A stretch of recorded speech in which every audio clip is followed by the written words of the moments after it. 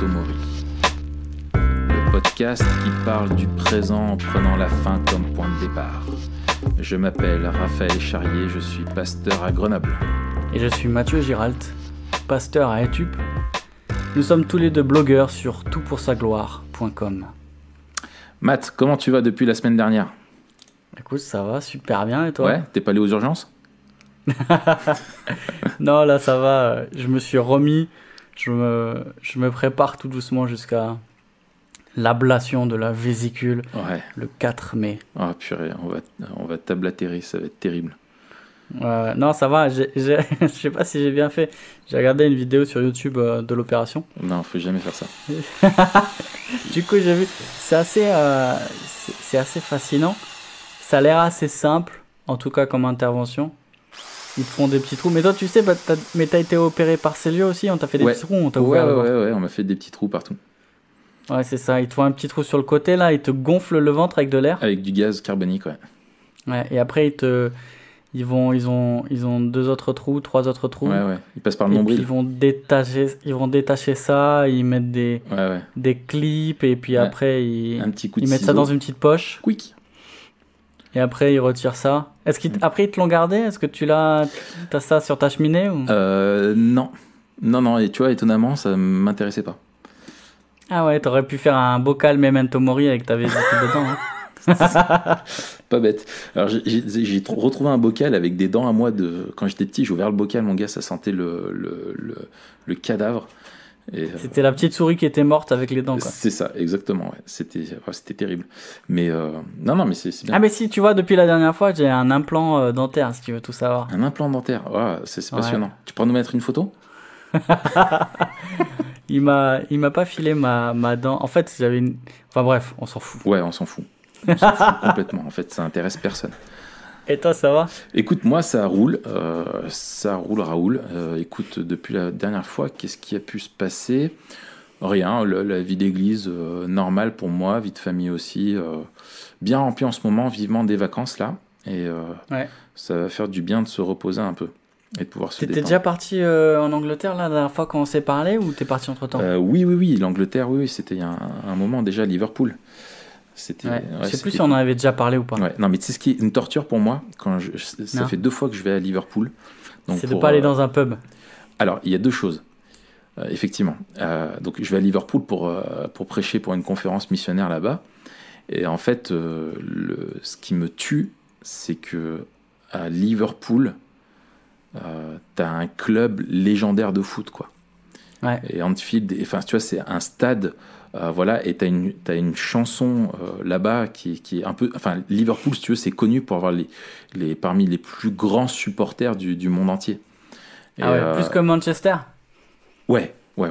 Et Liverpool, mon gars, t'as un chant de supporters, tu tapes ça dans YouTube, You Never Walk Alone, et en fait, ils chantent ça, et t'as des frissons. Y a pas ça dans un film sur les hooligans ou je sais pas quoi ? Si. Et il y a eu un drame terrible là-bas dans le stade il y a quelques années. T'as un monument et tout ça. Et en fait, moi, mon rêve quand je vais à Liverpool, mais j'ai pas eu l'occasion encore, c'est d'aller voir un match là-bas, quoi. Mais pourquoi tu dis pas ça au gars qui t'accueille ? Mais parce que j'avais pas le temps. À chaque fois, je regardais. En fait, ils jouaient pas à domicile. Ah mince. Ouais. Sinon j'aurais anticipé. Et voilà. Et après le match, ça me rappelle... d'aller débriefer avec des Anglais, tu vois, le match dans un pub, quoi. Ça serait trop cool. Ah ouais, trop bien. Ouais. J'allais dire, ça me rappelle un truc quand tu dis je joue pas à domicile. Une fois, j'étais aux États-Unis, j'étais comme un dingue. C'était la première fois que j'allais aux États-Unis. Ouais. J'étais vraiment comme un dingue. J'ai acheté des billets pour aller voir un match de baseball. Ah, baseball. Match de baseball, c'était où ? C'était à San Francisco. Ouais. Il y a un gros stade. Et j'y vais le soir, j'ai les billets, je marche vers le stade. Et là, rien, personne et tout. Et je fais, mais c'est bizarre et tout, tu vois, c'est dans 1 heure, machin. Et je regarde le billet, et en fait, ils jouaient, mais dans la ville de leurs adversaires. Oh, le naze. Oh, les mon gars, j'étais vénère, mon gars, ouais. mais c'était... Mais plus que de l'échec, c'était la déception, tu vas dire. Mais ouais. C'est même pas le fric que j'ai claqué, même si j'étais vénère d'avoir... Ouais. Mais c'est dire, purée, j'ai pas vu de match, en fait, tu vois. J'ai pas vu de match. Après, on s'est rattrapé quand Je suis allé aux États-Unis avec ma Alex, femme pour ouais. notre voyage de noces. Pour la première étape, on est allé voir un match de football américain. Ouais, Donc ça ça, c'était vraiment cool. Mm. C'était vraiment cool, cette ambiance et tout. C'était Ouais, un petit stade, un petit match, mais c'était vraiment cool. Il y avait beaucoup d'ambiance, c'était chouette, Ouais. avec les hot dogs, tout. Il y avait tout le truc, quoi. Ouais, Les pom-pom girls. mais rien ne vaut le vrai football, mon gars. Ouais, franchement, je suis d'accord avec toi. Le Ouais. football américain, ça dure des plombes. Ben oui, il mais y a des plein d'arrêts, plombes. c'est toujours séquencé, des vidéos, C'est toujours. des Et c'est ultra techniques. technique. C'est genre, Ouais, ouais. le mec, il fait une passe, ça s'arrête. Et toi, t'es là, Ouais, what? ouais. Ils avancent de 2 pas. Ouais, Ouais. c'est un peu compliqué. Ouais, c'est clair. Non, mais ils sont, malheureusement, ils n'ont pas encore compris, mais on leur expliquera. Bon, alors, épisode 5. Yes. C'est toi qui as voulu parler du polar. Ouais. En fait, Euh. dans cet épisode 5, je voudrais qu'on parle Ouais. du polar, parce que moi, je suis un grand fan de polar, à titre personnel, et en plus... En livre ou en film? Alors, tout. Écoute, Ouais. film, série, Mais t'es pas livre. du genre à dire, ouais, c'est nul, le livre est beaucoup mieux, machin, et faire ce genre de truc. Alors, j'ai eu l'occasion... Alors, attends, est-ce que j'en ai vu beaucoup qui étaient d'abord en... Si, oui, quelques-uns. Écoute... T'as lu ouais. des John Grisham? Oui. L'affaire Pélican, ouais, la ouais. firme. Tout à fait. Ouais, tout à fait. Non, mais moi, je suis un fou furieux, quoi. Un fou furieux. En fait, je lis, en fait, le soir, pour tout savoir, pour m'endormir, je lis des polars. C'est le seul truc qui me divertit. Et en fait, ça fascine vraiment les gens. Et je me suis posé la question il y a quelques temps, pourquoi est-ce que ça fascinait Ouais. tout le monde, d'où l'idée un petit peu de ce polar. Toi aussi, t'aimes bien les polars? Ouais, moi j'aime bien les polars. Mais juste avant, est-ce qu'on a la même définition pour pas qu'on parle de trucs différents, tu vois? Ouais. Qu'est-ce que tu entends par polar, toi? Ok, bon, alors, polar, je te donne ma définition. Un Ouais. polar, c'est un film qui tourne autour d'une intrigue policière, hein, polar étant, il me semble, l'argot de policier. Ouais. Donc, il y a toujours des flics avec une énigme, un meurtre ou un vol ou enfin voilà une agression, enfin voilà quelque chose, et et tu suis une enquête, quoi. Ouais. Voilà. Est-ce que ça te va? Après, le polar peut s'incruster dans plein de genres différents. Tu peux Oui, avoir c'est des ça. films de science-fiction qui sont en fait des polars, mais dans un contexte de Ouais. science-fiction, historique aussi, etc. Mais à proprement parler, en général, vraiment ce qu'on appelle le polar, c'est vraiment le film ou le livre qui se passe dans notre monde à nous, peu importe l'époque. Voilà, peut-être le plus connu d'entre tous, c'est... Ah purée, ça m'échappe alors que je te dis ça. C'est l'anglais, là, avec la pipe et le chapeau. Ah purée, mais attends, je passe pour un fou, là. Le plus grand des détectives. Sherlock Holmes. Sherlock Holmes, voilà, merci. Ok. Voilà, tu vois, c'est un peu peut-être l'archétype connu historiquement, tu T'as vois. regardé la nouvelle série, là, d'ailleurs? Ouais, avec Fitchback, je sais plus comment il s'appelle, l'acteur. Non, là. Cumberbatch. Ouais. Benedict Cumberbatch. Ouais, un truc comme ça, quoi. Concombre. Ouais, voilà. Et ouais, pas mal, vraiment pas mal. J'ai Ouais. beaucoup aimé. Ouais, c'est un très bon remake. Ouais. Bon, on est sur la même longueur d'onde. Ouais. C'est marrant parce que les Anglais, en tout cas les anglophones, les Américains, je sais pas en Angleterre, mais Ouais. ils parlent de crime. Oui. Crime film. Yes. C'est pas les policiers, c'est le sujet du crime en fait qui fait que c'est un... Effectivement, t'as raison. Pas tous les polars, en fait, doivent être...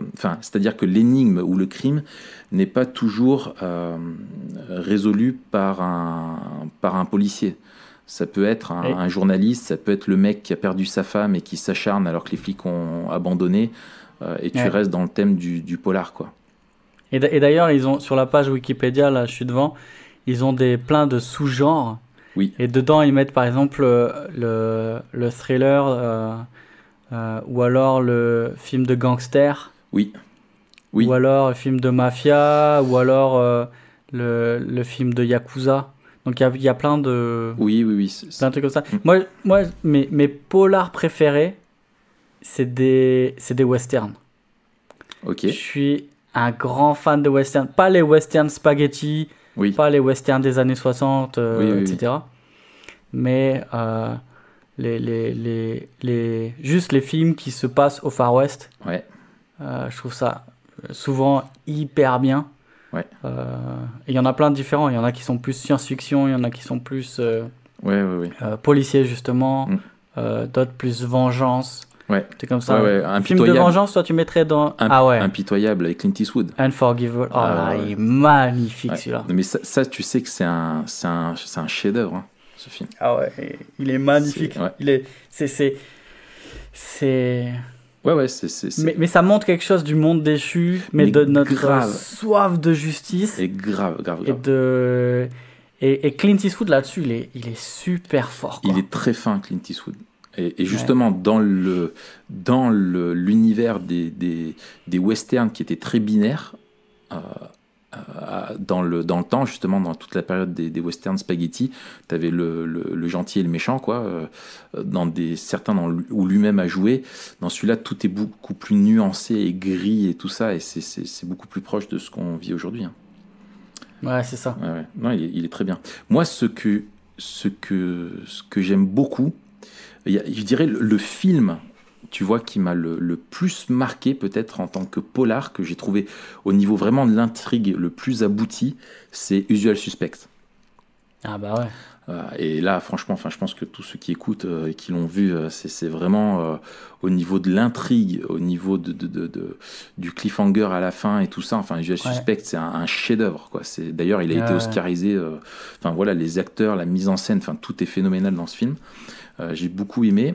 Et il y a un autre truc que pour moi qui est un petit peu aussi un peu la quintessence de ce que c'est le polar. Et là, je vais parler plutôt en série, parce que je pense, enfin, il y a beaucoup de livres aussi, il y a beaucoup d'auteurs qui sont très forts, on pourrait en parler, mais en termes aussi de séries, ce que j'aime beaucoup, c'est toute la série des New York.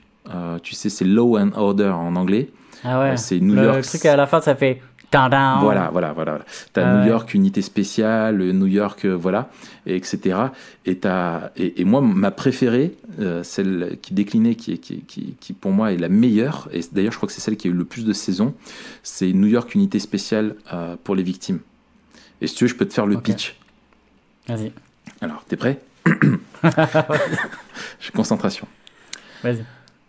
Dans le système judiciaire, les crimes sexuels sont considérés comme particulièrement monstrueux.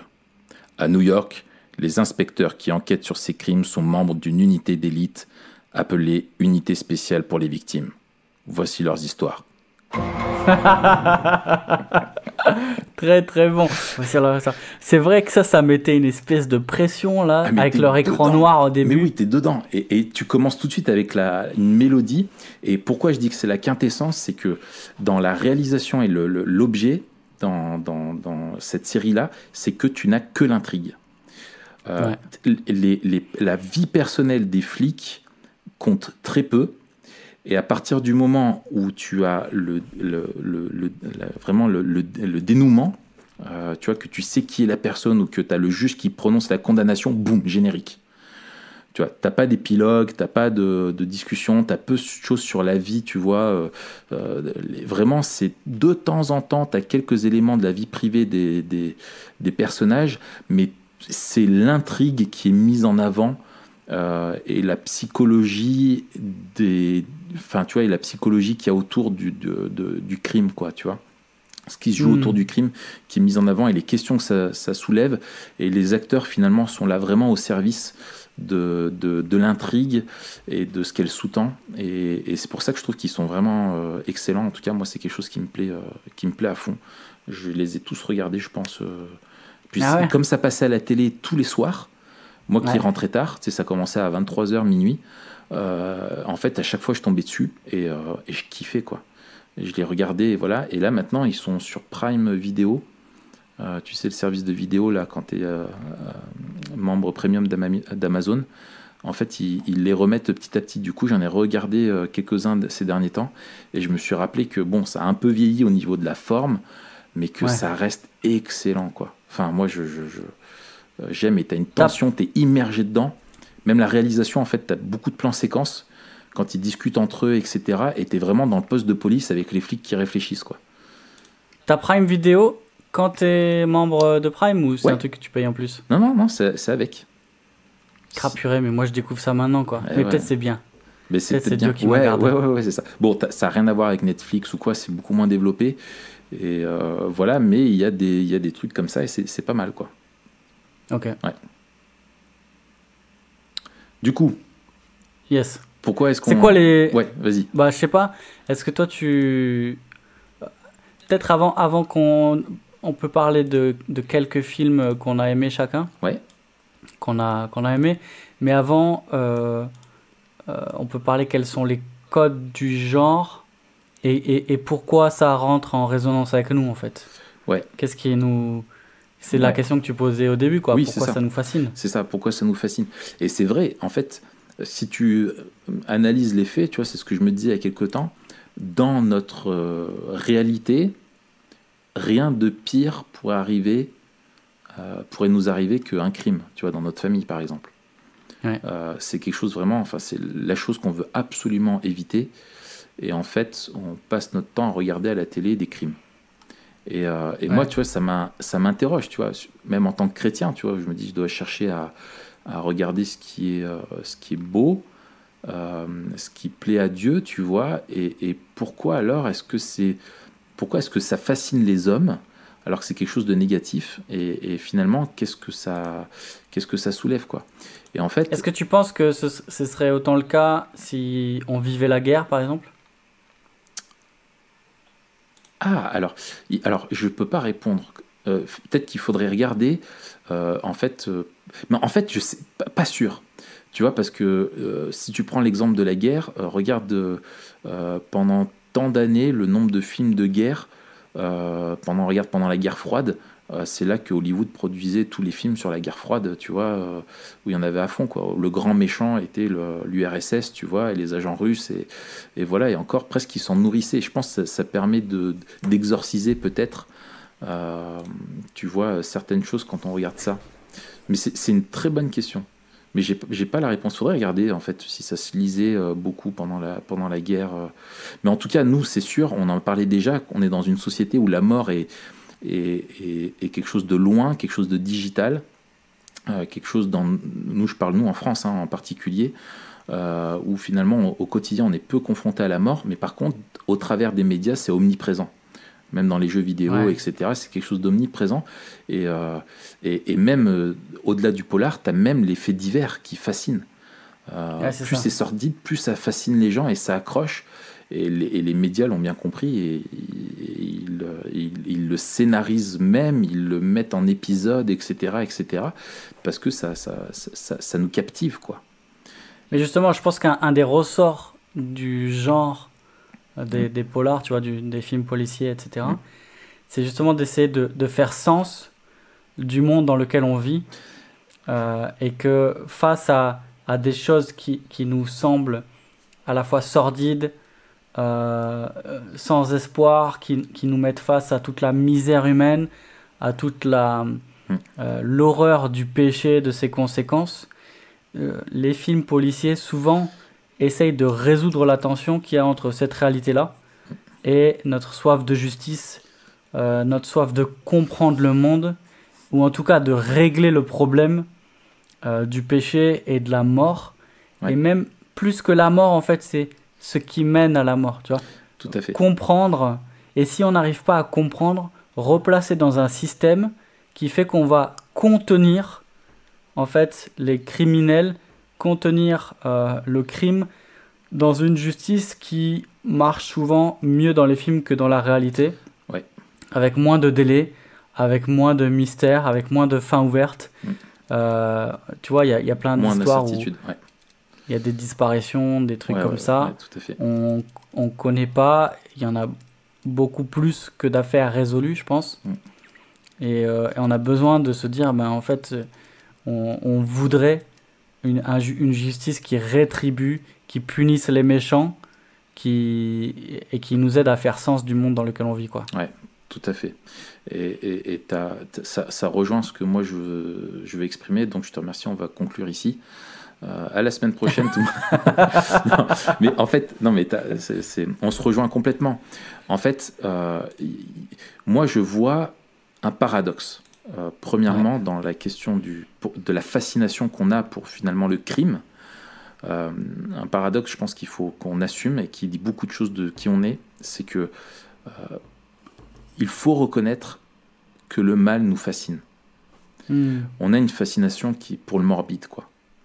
On cherche à comprendre, à voir. Il suffit que tu vois, je prends un exemple un peu, mais voilà, quand tu as un accident sur l'autoroute, les gens qui sont dans l'autre sens, tout le monde veut ralentir pour voir et espère voir le mec en train de se faire réanimer, les pompiers à l'action. Tu vois, plus que simplement l'action, le spectaculaire, on a, je pense, en nous, vu que c'est inscrit en nous, le mal est inscrit en nous aussi, il y a quelque chose qui nous séduit et qui nous attire. Et on est mal à l'aise avec ça. Et en même temps, le paradoxe, c'est que aussi en nous, on aspire à voir le mal éliminé, quoi. On aspire vraiment à voir le bien triompher du mal. Et il y a cette fascination qui est là, et je pense que si on produit autant de choses qui finalement tournent autour d'atrocités, de crimes, etc., c'est un peu psychanalytique, quoi. Tu vois, c'est que l'homme se met un petit peu spectateur de ce qu'il est et cherche à comprendre et expliquer le problème du mal et surtout des solutions.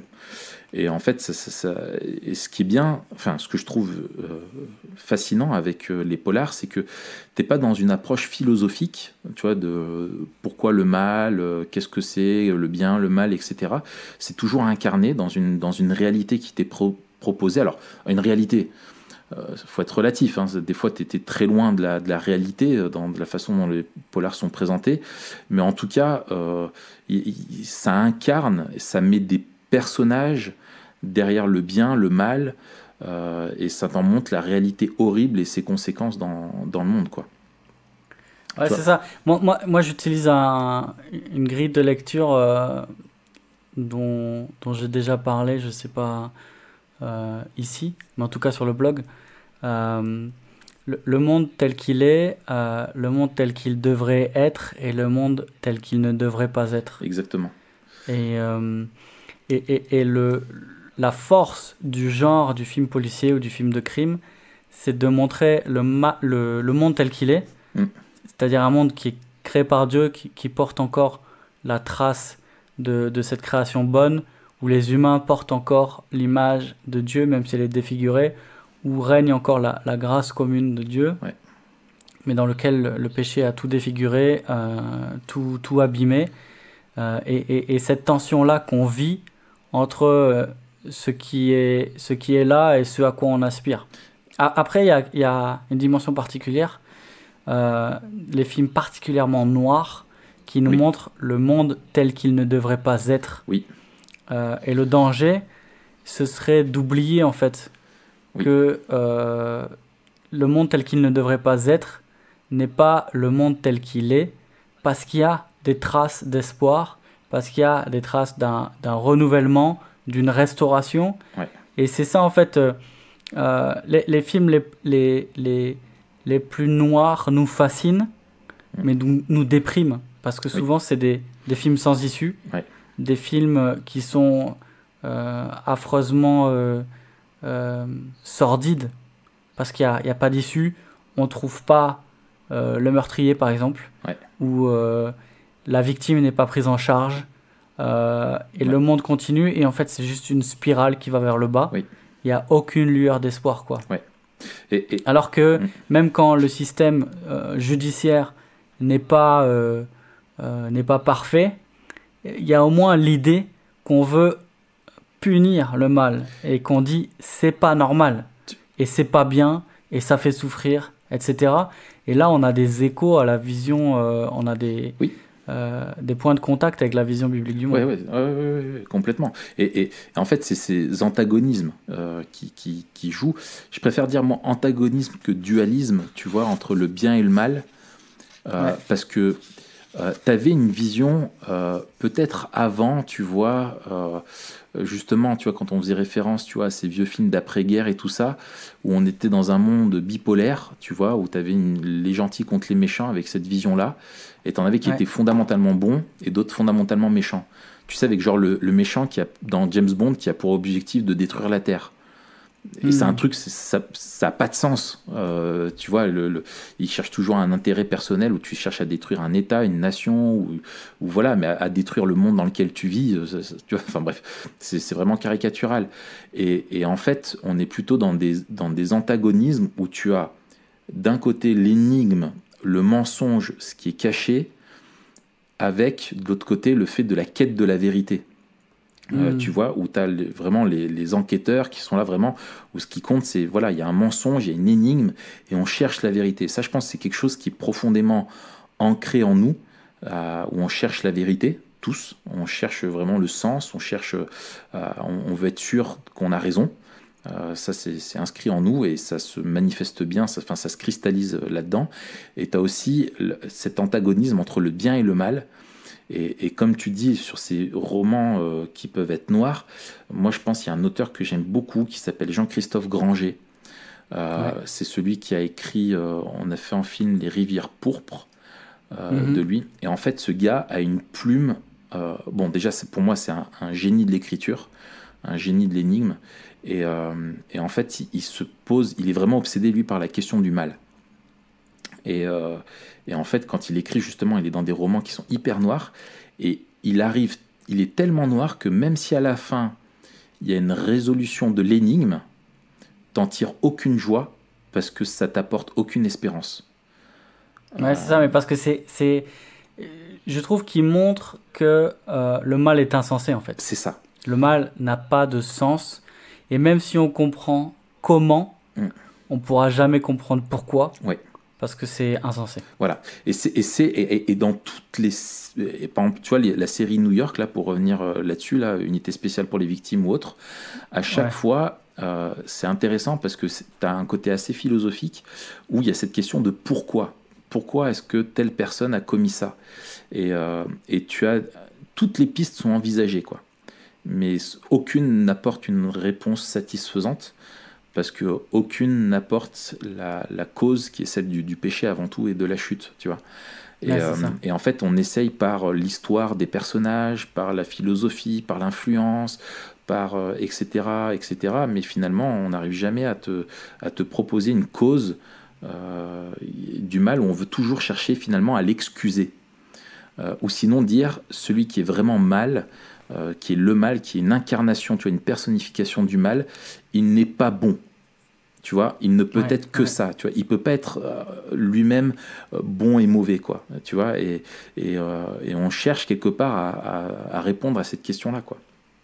Moi, tu vois, il y a un autre truc que je trouve aussi qui rejoint un petit peu ça dans cette histoire-là, c'est que très souvent le héros doit se sacrifier. C'est quelque chose qui revient, il y a une dimension de sacrifice pour le bien, tu vois, pour la vérité, pour sauver les autres. Et rares sont les films où tu verras un enquêteur qui doit résoudre un crime et qui n'a aucun impact pour lui, quoi. Il est toujours soit blessé, soit sa famille paye, soit sa famille le jette, soit... Enfin, tu vois ce que je veux dire, il en paye toujours le prix, soit il sombre dans l'alcoolisme, soit il a un côté aussi noir. Tu vois, les flics sont toujours un peu les présentés, c'est comme le mec qui fume clope sur clope, qui est dépressif, qui est alcoolo, qui se rase plus, qui est antipathique, et voilà, parce que lutter contre le mal t'affecte, tu vois, et t'en payes le prix. Et ça, je trouve qu'il y a quelque chose de christique là-dedans, dans l'idée que voilà, pour détruire le mal, ça te demande de te sacrifier, quoi, et de sacrifier ton confort. Et en même temps, il y a quelque chose de l'ordre de la substitution à Dieu. Oui. C'est-à-dire que souvent, le mec qui veut résoudre ça, et ça, c'est encore plus fort dans les films de vengeance qui pour moi, sont les plus forts, en fait. Et d'ailleurs, on parlait tout à l'heure de Impitoyable, c'est un film de vengeance. tous les films de vengeance cristallisent cette idée que non seulement la justice doit être faite, mais elle doit être exercée par celui qui a subi le tort. Exactement. Et là, par contre, on est à l'antithèse, en fait, de Christ et du sacrifice. Oui. C'est-à-dire que celui qui avait toutes les raisons de nous défoncer, de nous défoncer est mort à notre place. Ouais. Et donc ça, c'est... Alors que souvent dans les films policiers et souvent dans les films de vengeance, il y a l'idée que la vengeance nous appartient et que la satisfaction et l'ordre reviendra une fois que la balance de la justice sera rétablie. Ouais. Et avec cette idée soit de l'œil pour œil, dent pour dent, quand on dit je veux tuer celui qui a tué ma femme, mon fils ou mon pote, ou alors l'escalade comme on voit dans les films de mafia, quoi. Exactement. Mais en tout cas, cette idée que la justice doit être faite maintenant et ici. Ouais, c'est ça. Et on s'éloigne du temps de la grâce et du pardon. Ouais.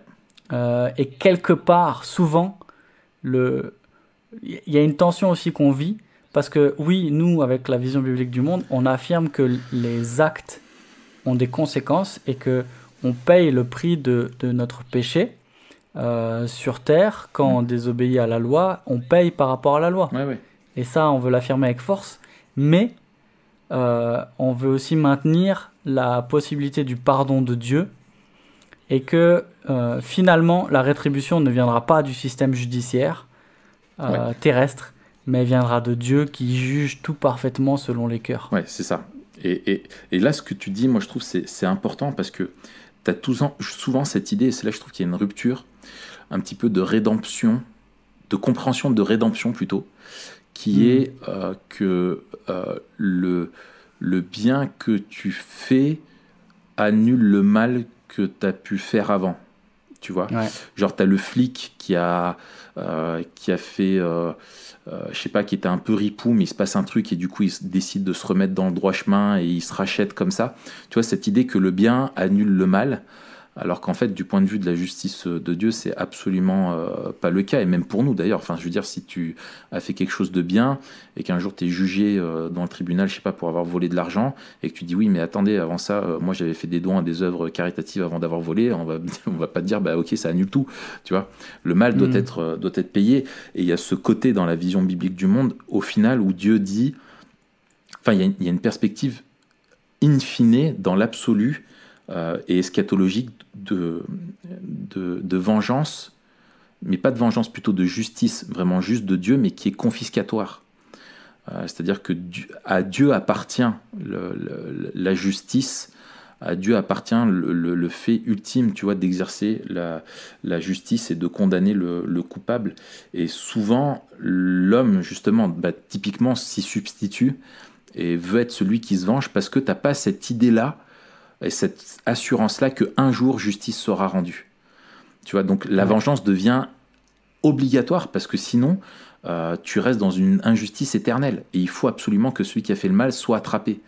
Et ça, je trouve que pour nous c'est super parce qu'on se dit, même dans la réalité, s'il y en a qui passent à côté, tu vois, de la justice humaine, on sait qu'ils ne passeront jamais à côté de la justice divine.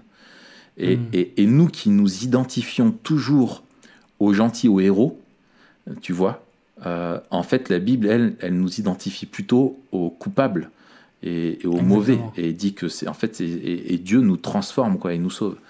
Et ça, c'est fou parce que tu vois, on s'identifie au héros, à celui qui, pour une cause qui le transcende, tu vois, est prêt à se sacrifier. Mais en fait, celui qui peut s'identifier à ça, c'est Dieu, quoi, tu vois, et c'est en venant à nous par Christ, quoi. Et voilà, et en fait je trouve qu'il y a plein d'échos finalement, tu vois, de l'histoire de la rédemption dans les polars, avec des points de touche et des points de divergence, et je trouve que ça fait toujours réfléchir. Et moi, ce que je trouve intéressant en tant que chrétien, quand on regarde de ces films-là, c'est justement que ça puisse nourrir notre réflexion sur les notions de justice, de bien, de mal, de faire gaffe aussi, tu vois, à cette vision un peu dualiste, où t'en as qui sont que bons et d'autres qui sont que mauvais, Tu vois qu'en fait, on est tous un peu un mélange des deux. Et voilà. Et en même temps, ça montre aussi cette quête humaine de recherche, tu vois, de la justice, de la vérité, et de se dire pourquoi est-ce qu'il y a une justice, pourquoi est-ce qu'il y a une police. C'est parce qu'au final, on est tous d'accord que le mal est une anomalie et que c'est quelque chose, on ne peut pas vivre dans une société en laissant ça libre cours, tu vois, au mal et à la vengeance à chacun et tout ça. Il faut qu'il y ait un système, il faut qu'il y ait quelque chose qui soit régulé. Et nous, en tant que chrétiens, on sait que c'est ultimement Dieu qui le fait, quoi. Ouais, et moi je vois, là on va commencer une série sur l'Exode avec l'église, là dimanche on commence ça va être magnifique. Et quand on regarde l'institution de la loi, de la loi morale et ses déclinaisons dans la loi civile, notamment on voit aussi la volonté de Dieu d'avoir une société qui est régulée par une justice qui fait écho à la sienne, et que c'est la manifestation de sa grâce en fait. Dans un épisode prochain, je crois même que c'est le prochain, on va parler de la grâce commune. Et il y a justement cette idée de la justice dans la grâce commune. La grâce commune, elle permet l'exercice de la justice qui restreint aussi l'étendue du péché et qui nous permet de vivre en société, dans une société qui n'est pas juste soumise à la loi du plus fort, mais où il y a un certain ordre qui règne. Et c'est pour ça que le sentiment de justice qui fait écho tellement à nous, parce qu'il faut que le mal soit puni et on ne supporte pas qu'un mal reste impuni. Alors souvent il y a des échelles de valeur parce qu'on voit que on tient très fort à ce que le mal des autres notre injustice voilà, plus que le nôtre. soit puni. Ou alors avec des sujets en particulier, tu vois, on va à juste titre s'insurger contre une affaire criminelle ou quelque chose comme ça, mais l'injustice sociale, on va moins s'insurger, tu vois. Le sort des migrants ou le sort des pauvres dans nos villes, etc. Mais on voit aussi qu'il y a un écho prophétique. Dire les prophètes de l'Ancien Testament étaient des porte-paroles de la justice divine. Tout à fait. Quand on relit Michée, par exemple, et qu'on voit les tirades qu'il a contre ceux qui n'exerçaient pas la justice, qui favorisaient le riche aux dépens du pauvre, ceux qui aussi s'engraissaient sur les pauvres. On a une dimension de la justice qui est extrêmement forte. Dire Dieu est un Dieu de justice, et les chrétiens, en général, devraient être ceux qui sont le plus contre l'injustice, et qui militent vraiment contre l'injustice, et en même temps qui se rappellent que la justice parfaite, elle n'existe qu'en Dieu. Exactement. Et c'est ça, moi, tu vois, c'est un truc que j'ai noté, et je pense qu'on peut conclure là-dessus. En fait, finalement, le premier polar arrive suite à la chute, quand Caïn tue Abel, et finalement, le flic, c'est Dieu, quoi, tu vois. L'enquêteur, c'est Dieu. Et finalement, Dieu est le justicier ultime. Dieu est le flic ultime, celui qui vraiment peut rétablir la justice, peut éliminer le mal, pas simplement des symptômes. Tu vois, par exemple, ce qui est terrible avec la notion de série, tu vois, dans Unité spéciale pour les victimes, c'est que dans cette série-là, tu sais que les gars, ils sont dans un travail sans fin, quoi. Et ils sont, à fur et à mesure, ils sont pas qu'ils sont blasés, mais eux, ils payent de plus en plus le prix. Et tu vois qu'ils sont de moins en moins surpris par toutes les horreurs, quoi. Et nous, on sait que Dieu, lui, c'est le flic, tu vois, qui saura arrêter le crime une fois pour toutes et qui le détruira. Ce à quoi aspire l'homme aussi, finalement, mais qui devrait le pousser à se remettre en question devant le flic ultime, quel est son rôle à lui, quoi. Super. Yes. Matt, merci d'avoir parlé avec moi des polars, c'est cool. Ouais, c'était vraiment un bon sujet. On se retrouve la semaine prochaine. On parlera de quoi ? De la grâce commune. Ouais, excellent. D'accord. Super. Ce coup-ci, c'est toi qui driveras, mon gars. Yes. Ok. Du coup, à la semaine prochaine. En attendant, inscrivez-vous au podcast sur iTunes, YouTube. Abonnez-vous aussi à Tout pour sa gloire pour suivre nos derniers articles. Salut Raph. Salut Matt.